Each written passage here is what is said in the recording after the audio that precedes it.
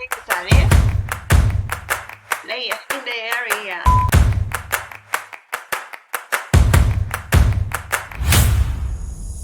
20th Generation Revolutionary Clan. Inviting people, telling stories, finding her, making poems too. Inspire. Inspire. This is the KLA. This is the KLA.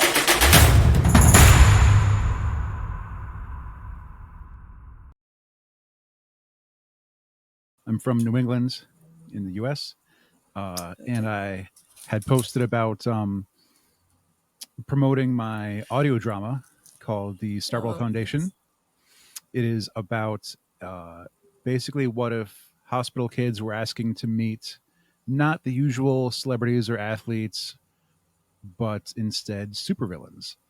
And so this StarWell Foundation itself is what has one of their employees go out to find the villains and convince them to not be quite so bad for a time and visit some kids. It's basically, if you've heard of the Make-A-Wish Foundation, it's like that, but in a super comic book world. And serves as the story goes, Mary has to find the villains and try and get them to trust her. But in the meantime, some of her coworkers don't trust her, and the heroes that she meet also don't trust her, and she has to try and overcome all that. And I have over 30 voice actors playing roles. Wow. And I hired about 10 different musicians to make songs and music for me. I have some custom sound effects and sound effects that I put in. And it was at least 70 to 100 hours of work for the 6 episodes that are out now for the StarWell Foundation. Oh, that's great. It's really interesting audio drama. I try to make some episodes with stories here on ZKLA on previous seasons. And by the way, let's start with the theme. I made these episodes not a superhero to make to question about this culture of I need to be the best under 30. I need to be the leader of the world and with many people trying to rule the world, who will be ruled? And and who will be the villain? And you are talking about villains, and it's perfect to start. Yeah. And here is the first question. Okay. How does these little introduction resonate with your work in the StarWell Foundation? And do you see any connections to your experience? Oh, absolutely. Yeah, absolutely. So there's always different levels of heroes to villains, I feel, in any story you'll find. It is true that there's a lot of people that want to be the biggest, the best, and the greatest. And a lot of people would want to be rulers. But it's really strange to have that drive, because that means wanting control over everything and other people, and that's not fair to everyone. So one of the things that I've heard in the past is the people who don't want the power are the ones that should actually have it, and the people who want all the power are the ones who absolutely should not have it. And I understand that, and I have that hits a few notes for me and in the way that I think. But as far as my story for the StarWell Foundation, there are a few people who there's like an overlord of the city who runs a big corporation, and his job is to swallow up other smaller businesses and corporations. And he's seen as one of the bad guys. But also the StarWell Foundation, the charity itself, has its hands in a lot of other sections of the city. It takes place in a fictional city called Brava City, and their job isn't just hospital kids. Their job is community outreach. Their job is having craft day for different parts of the communities and cultural awareness. Um, Oh, and that's so it's also, it's not just orphanages, it's community centers, it's adult daycare. So they handle a lot of different things is my idea. And the founder and leader of Starwell is this gentleman named, I named him Duncan Gin. And with him as the boss, I just wanted to make him the boss that everyone wishes they had, who is nice. who is kind and pays well and stands up for his employees, no Oh, matter who's that's coming at him. Because you'd always like someone in power above you to have your back. If villains come for you, if the chief of police comes for you, you would like someone to be there and be by your side. And that's what I really wanted to get with Duncan. Um, I've hinted at a few things in store for him later on, where maybe he'll become a bigger leader in this fictional city. Um, but that's because he wants to do the right thing and he legitimately wants to help people. Um, if you want to be in charge for the right reasons, I could see that working out and I could see that being okay. Because if you see something wrong, you need the power to stop what's wrong, right?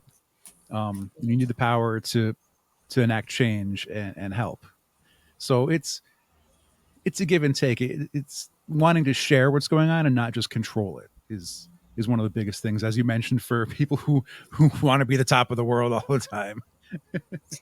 Well, it's great. I think so too. It's really important to help people before trying to rule the world to Yeah. be the number one. Well, and about this audio drama Mhm. with over 30 voice actors and 10 musicians.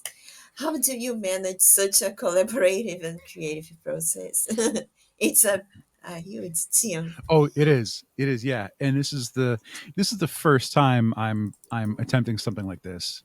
There are people who've done audio work a lot more than I have and gone to school for audio engineering, which I have not. Um, I've just learned how to cut a few audio tracks together from doing our previous podcast. Um, but over the past 20 years or so, I've worked at a local theme park part time when I work for their Fright Fest, their Halloween uh, shows. So I've been doing makeup and I've been a haunt actor for 20 years. And when you work in entertainment, you meet other entertainers. And if Yeah. you can be friends with them and stay friends with them for a while, you end up helping each other out. Um, so many of them are already actors. And I just ask them for help and say, can you come give me an hour of your time, 2 hours of your time, and do some silly voices and talk into a microphone for me? Um, some of the ones that like I know are talented and can do a number of things. They have two, three or so characters. Um, if I'm not quite as familiar with them, they might have a number of background characters. They won't get noticed as much. Um, and it's just a line here or there, like every other episode, maybe. And so that's how I managed most of the voice actors. Some are new to me, some are from out of town, so they had to send their lines in through email or Dropbox. Um, but overall, most of them I already knew, and from hearing them be actors or monsters or whatever else, I kind of knew what they were capable of. And so some of them ahead of time, I was like, "We want to do this project with me that I'm working on," and then if they said yes, I could write them into that character. So I knew what to write because I already knew what they would sound like. So I was very lucky on that aspect. If I didn't already have all these actors, I don't know what I would have done. It would have been very difficult. Um, and again, let's see, there were a couple musicians that were on my previous podcast that was called Opinions May Vary, and that was like an interview show, not much unlike yours, where we'd talk to nerd culture people, comic book artists, a lot of comic book stuff, and sometimes we'd find a few musicians. So Christina Pepper was one of them, where we talked to her because she wanted That's she was looking for a grant to do piano accompaniments. So mhm. people who would have to audition and sing lines, she could play the piano for the song they want, but like tune it better to them or make the tempo easier for them. Um, and she did one of my favorite tracks for for Starwell, which is the intro for a true crime podcast that takes place in the universe of Starwell. Um, and a lot of the other ones I got from Fiverr. Uh, so I just yeah, I went on Fiverr, and you could find people to do almost any job on there. And I would search around for specific genres of music. So I had to find someone who could do a bit of a break beat. I found someone who could do jazz. I found a accordion player, a bagpipes player, bagpipist. I'm not sure what they're called. Um, and then a few others. I was like, I need an old a pirate theme with waves crashing in part of the track. And I got 6 or 7 or so of the themes that I wanted from Fiverr from musicians all over the world. That was awesome. That's great. I'm really glad to hear you got many partnerships to your audio drama. Hmm. That's what I'm trying to do this season on my podcast. It's solo. It's basically me, Hmm. but this season I'm getting 26 invitees. I thought it would be harder, but many people are accepting me to talk to me, and it's really great. Well, and I think it's better than trying to be the number one. Get partnerships. Again, it really connects with our theme. And by the way, and are there any memorable moments or challenges from the collaborative process that stand out to you? I do want to make sure I send the completed season back to a few of the musicians so they could hear rather how I use their tracks, and some of them I liked a lot more than others. Some because I have to. The idea was it's like pro wrestling. Some wrestlers have an entrance theme, and so when certain villains would be in an episode or when they would appear in the episode, I wanted their theme to play so you knew who was there. So they have like some kind of intense or an entrance that has a bit of a more of a reaction than just them saying hello, I'm here. And and that was only I needed like 18 to 12 to 20 seconds or so of music, and that was it. So it was pretty easy for most of them to do. But to explain that theme and then explain each character, some of them got it right away. It was great, and some we had to tweak a little bit because it was a little rough going. Um, but let's see. Uh, Actress Michelle um, had kind of a joke in one of her lines Mhm. where she's in her character's in this bar, and it's a weird bar in the middle. It's like a dimensional rift kind of thing. So there's demons there. There might be aliens there. There's a lot of weird creatures that her character has now made friends with, and she had to. She's Mary comes to pick her up from the bar so they can leave, and Mary's the main character, by the way. Michelle is playing Louise, who's like the entertainment person that works for Starwell and organizes the Mhm. parties. And so Michelle's character Louise is saying, "Well, that's so and so, and they are a bug person. They're part bug, and this is Show Inca. And when they get enough like combat victories, they get another set of teeth, but it's like in their mouth. So if they get too many victories, they have to develop a new language. It's all clicky clacky. And the way, and the way she paused to say because of the teeth, uh, had me cracking up every time I hear it and editing it myself. I'm playing it over and over again because her timing was just so good. And one of the fun parts, if you have an actor or a comedian or anything who knows their timing, it's great because you can't write timing. You can write a script and you can put lines down, but everyone's going to read it differently. And if you get someone talented who knows what they're doing, the timing's really going to sell it. Yeah, as an artist, I completely agree. studied some theater for a few years, but just to lose my shyness, nothing else. And the things I learned there, that's not a right or wrong style of acting. Hmm. All of us have different kinds of to act, and that's okay. And instead of doing a competition, we should learn and collaborate with the other actors to create a great scene. I think it's a great dynamic. We only win by doing this.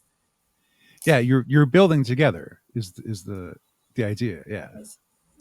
Um, well, and uh, how do you balance these different roles of podcasting, audio drama creation, and a long-standing career at the park? We are going to talk about it later. Okay. Uh, It's and so. how do Oh, go influence? ahead. Go ahead. How do they influence each other? Each. So the theme park job is seasonal because it's just for Halloween.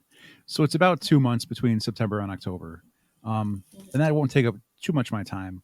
It used to when I was in charge and I ran the makeup room, but I stepped down so I could just paint and let someone else be in charge now. So they order the product and are in charge of the training and everything. Um, but as far as all the different roles, it's you take them step by step, because I didn't want to start recording until I had everything written. Um, I'm a big comic book geek and a comic book fan, and when a comic book is late, sometimes it's because of the artist or it's because of the writer, and it's embarrassing when it's because when it's because of the writer, um, because they have, let's say, they have a month to write an issue, and then the artist starts drawing the issue. Maybe the inker has to ink the issue. Someone has to color the issue. So that's 4 months of work right there. There's a lot of steps. And let's say you have only 4 issues. So if the artist is waiting for the script to issue 4 because the writer got stuck and doesn't know what to write anymore, then the whole book is delayed. And that's work for 3 more people that's delayed. And because the writer didn't just write everything at once, he did issue 1 and then waited a bit and did issue 2 and waited a bit. So I wanted to make sure I had the entire story written down first. And that took a long time because if there was some kind of secret that I wanted to hide in episode 2 to be revealed by episode 6, I needed to remember to put it in episode 6. Or if Yes. there's something I came up with that would be fun and I wanted to put the foreshadowing somewhere else, I could go back and do that before it was time to record anything, because I you really don't want to have to re-record lines. Um, there's a few lines that I missed and had to ask the actor to come back, and we'll do some more. Um, but if you can help it, like get the big chunk done at once. So at least the writing was done at that point. Um, I had most of the actors come in that I needed to start for like the first 3 episodes, and then I would start editing as I could go, and then it was kind of a mishmash between edit and have actors come in for later episodes. Um, so in total, it was maybe an 8-month process where there was a Kickstarter to fund it in February of last year of 2023, and the first episode came out in August. There was a couple delays that I didn't really project or foresee because I wanted to start a little earlier than that, but from August to very early January of 2024. I got all the 6 episodes out, and a bonus episode for backers only. But Oh. uh, once you're editing slash producing, it's the same Mhm. job. It's the same gig. You're just putting everything together. Because I would really try and tune up what I needed for everyone's voices, for everyone's sounds, which is easier to make everyone sound different because I could tweak it within the audio program. So Mhm. maybe someone who sounds like a robot or slightly robotish or slightly like their voice is computerized, you you make a new track and copy their voice, and then set their lines, their bars, like a split second, just a little brief fraction of a second offset by time, and then you do one forwards. Um, so then it sounds like they're echoing themselves almost.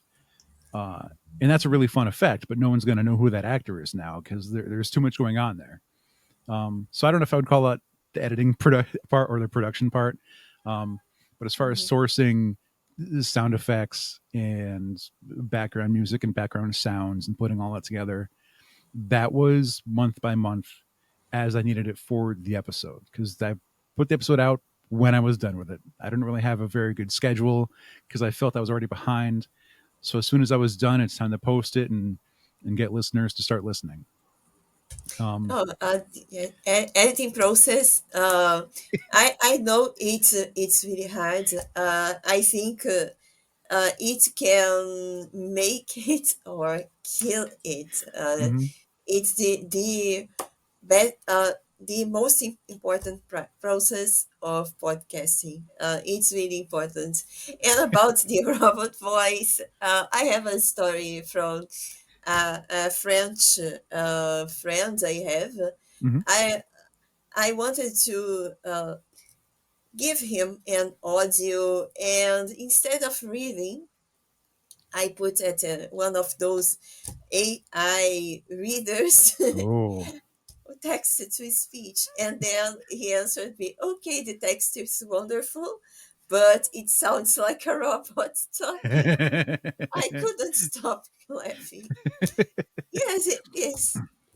Yeah, I'm not a big fan of AI products or any of their programs. It's I'm I feel it's not ethical to the people who are actually making stuff.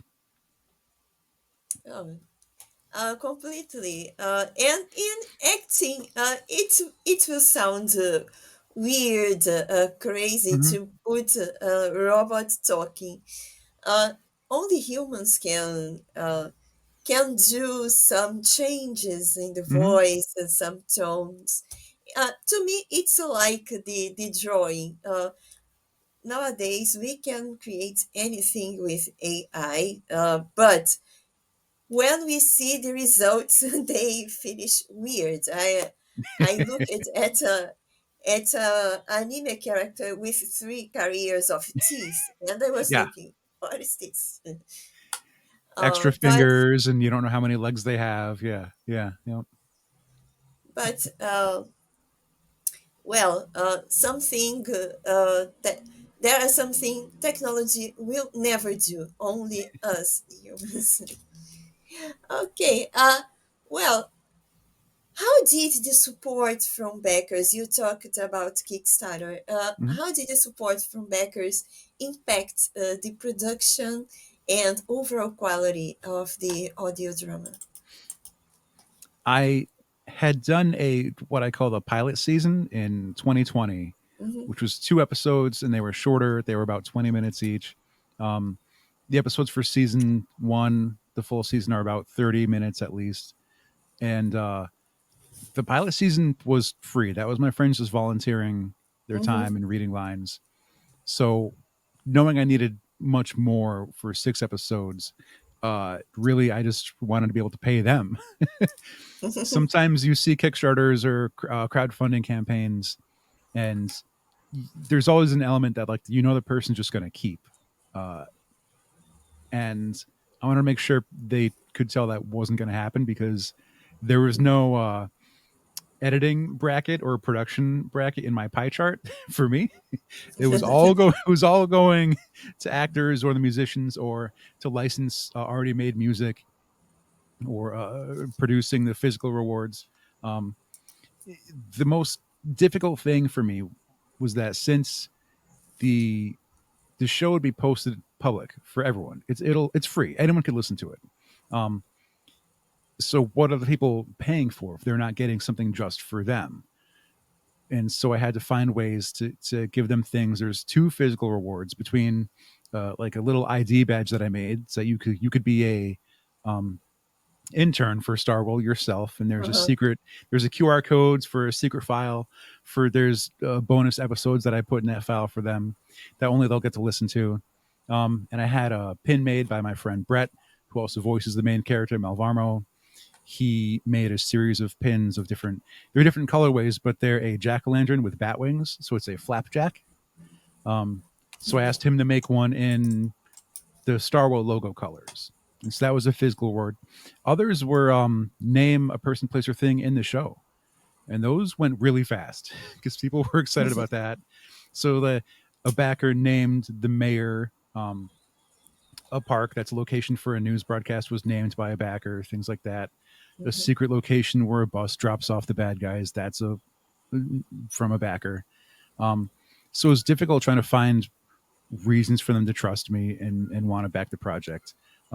We got fully funded. We went over the first stretch goal, and I was super psyched. I was really like kind of shocked. But I was happy because that means I could pay 40 other people with that money. Oh, that's really great. And it's a nice idea to release only 3 episodes. Okay, we have risks. All of us have risks too. Through free material, we don't have control, but that's okay. Well, the important is everything went all right. And Yeah. Mhm. here is one more question. What are 3 unique skills that helped the team, become successful?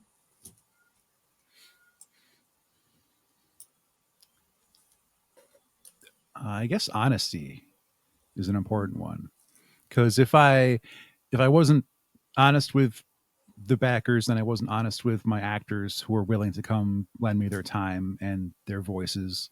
And when you're an actor, all you have is your performance. And so I have to promise them that like I'm going to respect their performance and I'm going to do exactly what I say I'm going to do with it. Um, and I won't misuse it or put it into a different project or something. Um, Everything else, I'm not sure if it's like specifically a secret that I have. I managed to learn to edit, I guess. But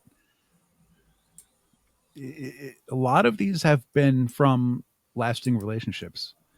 If you can establish a relationship um, and like maintain that friendship and maintain keeping other people in the back of your head, keeping them in mind, checking in on them, then there's a chance they'll be likely to help you out in the future. Or at the same time, there's a chance I'll offer them money in the future and say, "Can you make me a custom piano track?" Um, and they, as soon as I messaged Christina Pepper, who I mentioned before, she immediately said, "Is this for Starwell?" And I said, "Yes, it is." And she was psyched, which was great. Um, it's I guess it's a skill to remember who you meet and what they can do. Um, Not only what they can do for you, but what you can do for them if it ever comes around. I help people move a lot. My friends, when they move, I offer to carry their stuff because that's something I can offer them. That's helpful, and they'll thank me for. So if I need them to Okay. come do some voices for me, then that's the payback. But I guess mostly it's honesty and friendship. I don't think there's another like key ingredient to where I've gotten to where I am. Oh, and that's great to have the friendship and partnership. I think the trust, it if there is trust, everything works well. Well, Mhm. and in during all this journey, what was your biggest failure, if you have had some, and what did you learn from it? My biggest fear is that what? Yeah. Yeah. Um, that no one would listen to it. That I would spend all this time making it, and then it wouldn't be interesting, and no one would be interested in it. And then all the work that I put into season one, and I have ideas for two, three, four. Um, Mhm. that there wouldn't be a reason to make those now. So I'm working on that at the moment of trying to get listeners and get more of it out there. Um, but that's a panic that comes and goes. A lot of creative people have that worry, and sometimes you have to accept if you're making something for you. Because if you make it for yourself, then maybe other people will like it too. But if you make it for other people, it might not be received the same way. Um, there was something else I wanted to say in there. Uh, I lost it. I thought I had something. Okay. Oh, no problem. Well, let's change a little bit the subject. Okay. With 2 decades of Halloween seasons under your belt, do you have a favorite memory or experience from your time as a haunt actor or makeup artist? Oh, I think it's really interesting. By the way, the Halloween makeup. Sometimes I see on TV, on social media, some people as zombies. I don't know, Yeah. monsters. It's perfect. It's a lot of fun. Uh, some people need a creative outlet, and if you can't do it all the time, or it's not in your regular normal person job, as we call it, then it's a great outlet for some people. Um, a lot of because you don't have to be like a haunt actor or a monster actor. It could be any actor, and usually one of your goals is to elicit an emotional response from your audience. Mhm. Um, and the reason so many horror movies get made is because fear is the easiest response to get. You make someone anticipate, you give them anxiety, you scare them, and that's an easier genre to film than almost any other genre. That's why so many get made. Oh, for sure. But let's see. When I would run the makeup room and I'm doing makeup, I would have a responsibility to make sure all the actors get out on time and get their locations. But also, my responsibility is making sure any new artists know what they're doing and they make good faces and they keep the actors safe because you have people coming in and they're giving you their face. So you have to respect them and respect that. And one of my greatest goals is when an artist comes in new, I want to make them better than me. And every time an artist leaves to go somewhere else or work for a different company or branch off doing their own artwork as something else, I'm proud. If they don't come back, I'm okay with that. If they're still creating and I manage to help them somehow, I'm psyched. I'm excited for them. Because I don't need to be the best in the room. So usually I'm the fastest, which is important when we have 100 or 120 actors we have to paint, and there's only about 10 of us or so. But I want them to like what they're doing, and if they don't, then I want to help them find a way to get there, and be proud of the things they make. What's tough is that what we make only stays on for 4 or 5 hours max, and then it's gone. They washed it off. Um, so I there was a point in my life where I liked making all the monsters and coming up with something gross and trying to make people guests like, vomit themselves out of fear. Um, but it changed at some point where I wanted to give the other artists the chance to make what they're happy making. And I would have some of the experience to let them know that process doesn't work. That prosthetic is too heavy. These paints won't mix, and just lead them from there, and while still letting them like figure some of this stuff out on their own, because that's how they learn. You can't just tell everyone how to do everything and expect them not to learn their own ways. As far as acting, some of my favorite times were with other actors because Uh-huh. you don't always have lines when we have the in-house actors who have their assigned rooms and they're the mad scientist in the laboratory, and their job is to be the mad scientist. They come up with something like some crazy equation to yell. They sit to look out for their monster creation that's around the corner, but they have to stay in that room.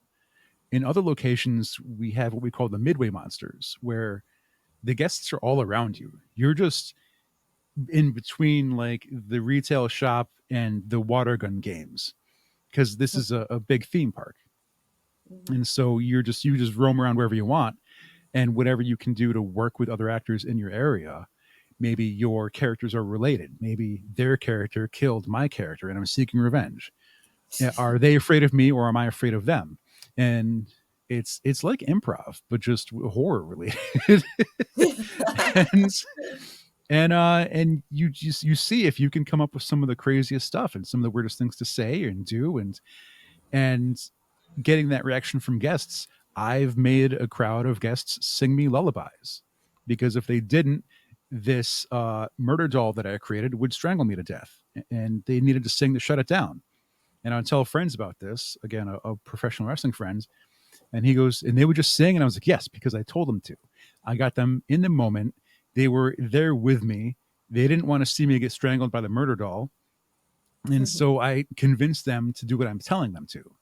And that's a wrestler's job. You convince the crowd to boo you or cheer you. And if you can't do that, like you need to figure out how. Um, and so it's a lot of fun to get out there and have people scream and run away, or just even have a one-on-one conversation where you're trying to gross them out somehow, or even at least some witty exchange. It's a lot of fun doing that, but it's also a lot of fun like make someone just look at you and then scream. Uh, it's so those two are the best things of the job. But I would get really burnt out if it was all year long. So it's not too bad that it's just about 2 months out of the year. Okay, well, I can just think of my birthday. You said it's from September to October, and my birthday is the end of September. Aha. And I think, oh, let's go to a Halloween park and see the monsters. Happy birthday to you! They would sing. A lot of them would sing if you Oh, go. If you tell them, yeah, yeah, yeah.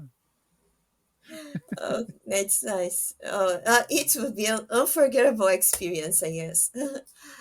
So, well, who are the most influential people in your life to scare others? I don't know this part. Um, let's see. I'm gonna bounce around a lot here. Um, there was this movie Monster Squad. It Mhm, came out in the early '90s, I believe, when I would be a child, like 10 years old, 12 years old, whatever. If I dressed up like a vampire, I would specifically be Dracula from Monster Squad. Um, Everyone has a different level of if you were going to dress up as Frankenstein, are you your own Frankenstein, or you're like emulating some Frankenstein you've seen in any different movies or TV series? There, because there's 100 versions. Um, so that's that. It's not like really a role model or anything, uh, but that's one example of like picking a character to be. Um, if I would be on the midway and I'm tightening my gloves, I'm pulling my gloves on.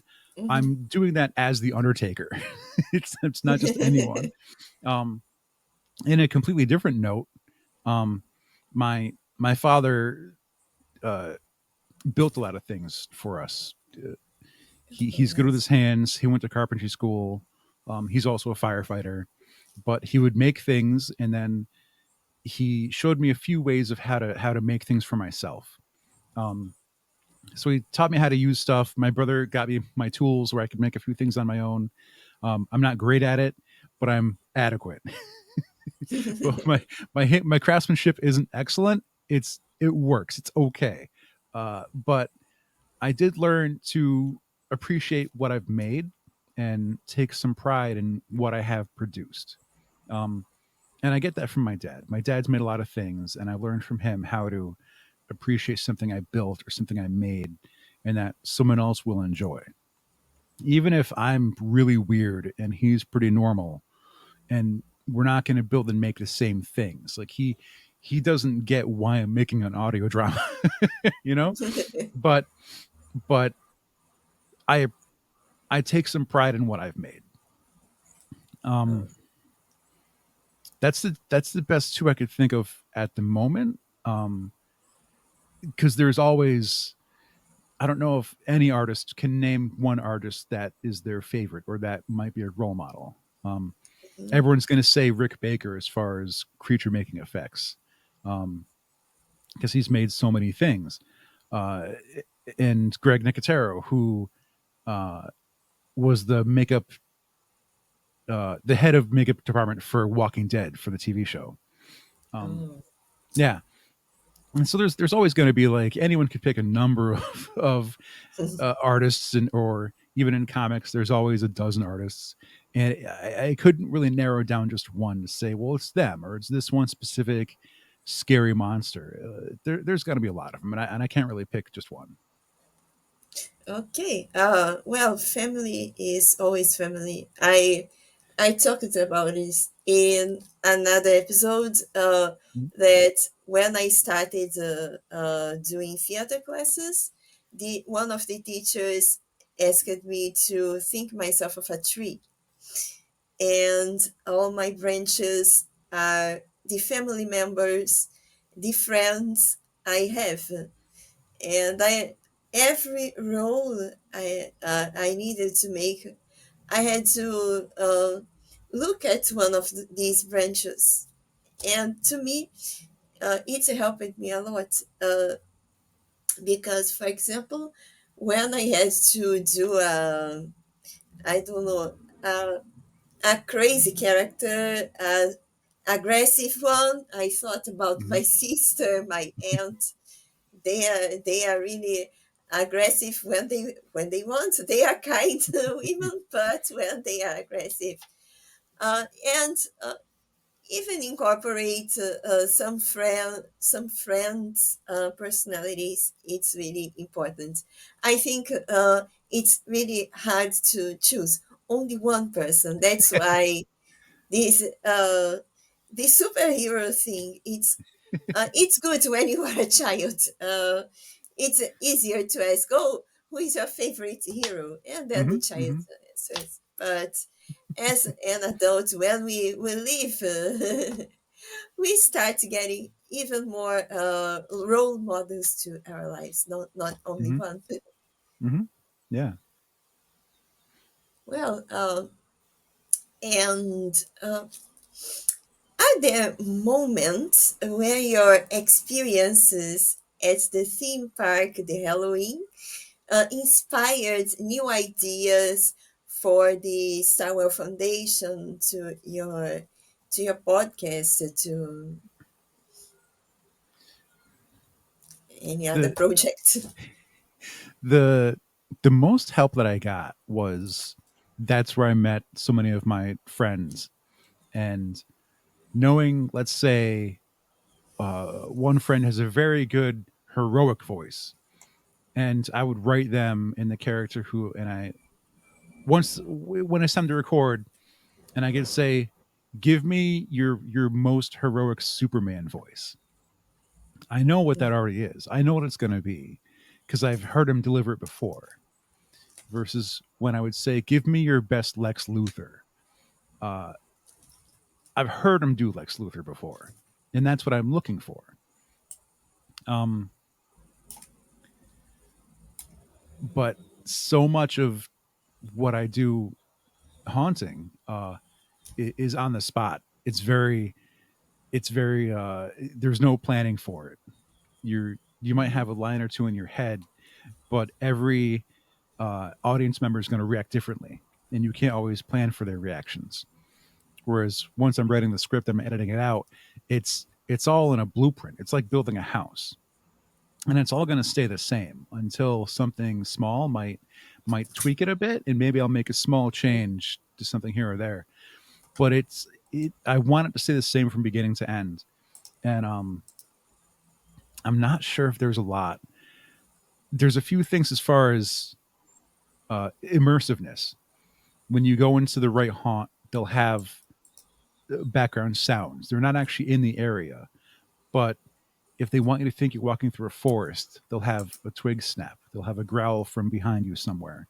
They'll have something to really put you in the scene, even if it's not a real forest. They just want to make you think you're there. So when I need to put you in an office, I need to find office sounds. When I have a part of the episode take place in a sewer, I need to have sewer sounds be around you. So it feels Mhm. wet. It feels smelly. and, and you think that's, maybe there's trouble here, and trying to build that anticipation only through sound, which is a challenge in its own. Um, but if I didn't remember, have that callback to, well, I need to think of what uh, a messy butcher room might sound like, slaughtering pigs and stuff, and versus what a toxic mutant dump would sound like. That's how I would incorporate that into the storytelling, because I have to convince you everyone's in the room where they're supposed to be, and this is what all these things sound like. Okay. Well, and we are coming to the end of our conversation. It's great to talk to you. Let's talk about future plans. Looking ahead, what are your aspirations for the StarWell Foundation? And do you have any upcoming projects or collaborations in the pipeline? I don't have any near term collaborations at the moment. Really, just finding some more shows to guest on and talk about my show. Um, since we've done Opinions May Vary for 450 episodes, and we've talked to a lot of other people and to promote their things and get them listeners. It's time for me to switch it around. Sit on another side. But season one is finished. That finished early January, Mhm. and I have one more secret episode to provide to my backers that I owe them. So I'm Oh, writing that nice. right now. I'm writing that, and Mhm. that should be hopefully recorded within the next month. Um, so I owe them that. I could get that to them, but not much publicly aside from posting a few clips to advertise who I've had working with me, like the band 1974. I want to mention, have some highlights of their songs in the show. A few more actors I want to highlight things they've done in the show. Um, but right now it's about promotion, and hopefully I'll have season two written and maybe start the crowdfunder before 2025, because it's just me. I'm I'm doing all the work, and I have some help. Like my wife helps me name a few things here and there, and I'll bounce ideas off of her, and she'll tell me what she likes and what she hates, which is pretty helpful, getting a second opinion. Um, but yeah, there's not really too many collaborations just yet. I would like to do a bunch more seasons, more than three, less than 10, but I'm not going to say the exact number in between. Uh, and if I could get a sponsorship so I wouldn't have to crowdfund, that would be pretty neat too. Oh, this is the best part. Okay. As someone not portraying a traditional superhero, how do you explore the complexity of characters and narratives in your creative work? I need to think of their relationships. Uh, Mhm. any adolescent who reads comics can think of a power, and this character will have super strength or claws from their hands, anything like that. That's the easy stuff. Um, it gets a little harder when you say, well, how did they get these powers? What happened to them? What was done to them? Was it voluntary? Uh, and then how does that affect them? But you also got to figure out, do they have friends? Would someone call them to help them move? would anyone would anyone sing them happy birthday? uh do they have a confidant, or because like if you just write everyone as an angry loner, it's a very boring show. It's very boring comic book, and it's only cool for so long because there's hundreds of those characters. So you have to think of everyone else's relationships and how, what history they might have. And it can't just be that everyone is secretly each other's brother, which is a cliche. And you can't just have that everyone mysteriously died and came back to life. That's also cliche. So I was trying to make each character be a little have a little more depth to them. Um, I think I've only accomplished that with half of my characters because I came up with a lot. I mean, considering I have 30 actors, um, sometimes what happens is their lines, the way they deliver something, make me discover more about the character that I didn't know from writing it down. The way they perform something, the way just the attitude they give them, it brings me new light that I could add in later on. And now I have an extra story to write for them because of the actor's delivery. So it's an ongoing process, I'd say. Some I know from beginning to end what they're like, um, what their relationships are, and in others, I'm still getting there. Okay, well, now I have the three questions I ask all my invitees. The first one, if you had to bury a time capsule, what would you put in it? How long is the time capsule down for? 100 years from A now. hundred. Okay. Let's see. I would I would pick one of my favorite comic books. I think. Let's say I would put in a Spider-Man Spider-Verse comic book, maybe a hardcover.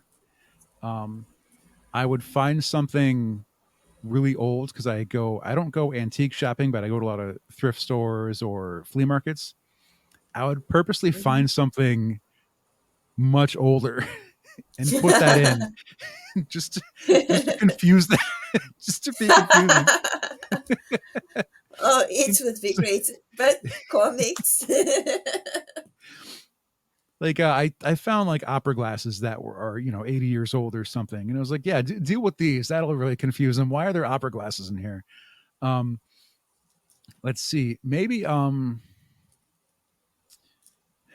what I'm trying to think of a cell phone. Yeah, we'll put in a cell Oh. phone because like to think of like cell phones from the 80s and how much they've changed, and the Nokia Yes. indestructible bricks, and now the rectangles we have now. Who knows what it's going to be 100 years from now. It's going to be completely different. They're going to pick up one of our iPhones and like, what's this archaic piece of garbage? It's because hopefully so much is going to change and we're not even going to know how to keep up with it. And it's going to be really weird to look back on it and think of what we used to have. Yeah. Oh, my first cell phone, it was a Nokia, and you are talking. I'm just thinking about the Nokia tune. I'm sorry. Imagine to open the capsule and hear.